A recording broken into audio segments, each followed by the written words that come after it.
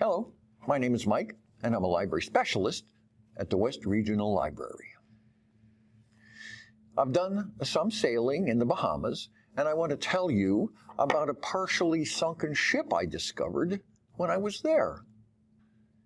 I had sailed from Biscayne Bay over to Bimini for a short vacation and decided to head south to Gun Key to explore, then spend the night at anchor before returning to Miami. But about 4 nautical miles south of Bimini, I came upon a giant wrecked ship. You can't pass up an opportunity to investigate something like this, so all of us aboard decided to anchor here and explore before sailing on to Gun Key. The SS Sapona was a concrete cargo ship built for use during World War I. It was commissioned by President Woodrow Wilson and designed by Henry Ford to serve as a troop transport to assist in the war effort. It was constructed out of cement, out of concrete, in Wilmington, North Carolina, because steel was in short supply during the war. However, by the time it was completed in 1920, the war was over, leaving the Sapona never to have a chance to live up to its design potential. After being dismissed of military duty, it was sold to Carl Fisher, one of the developers of Miami Beach, and turned it into a casino for a brief time. He had plans of eventually converting the ship into a private floating club in the Florida Keys. However, that idea was never realized. Instead, he used the ship for oil storage. The Sapona was sold again in 1924 to Bruce Bethel, a former British war captain and a liquor merchant out of Nassau, who came to be known as Bimini's rum king during the Prohibition era. He relocated the ship and used it as a sneaky spot to stash booze. He had fantasies of turning the Sapona into a floating nightclub. This is where he planned to provide drink-starved Americans from the eastern United States with rum and whiskey. At the time, the illicit liquor trafficking business was booming in the Bahamas. Much of it was traded and stored on the islands before it made its way to warehouses, speakeasies, and other hideaways along the South Florida coast.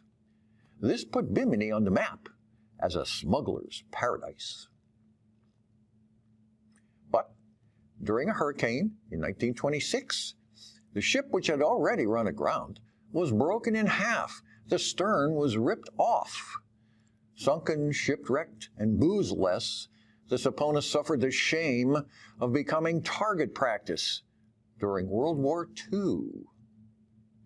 United States Army Air Force and Navy brass quickly realized that the vessel could provide excellent target practice for their fighter planes and bombers. And so, day after day, warplanes would continually bombard the ship, causing it to lose most of its concrete hull. This destruction contributed to its hollowed, spooky appearance. Weirdly enough, the famous Lost Squadron, Flight 19, disappeared into the Bermuda Triangle in 1945 while returning home from a practice torpedo bombing of this ship.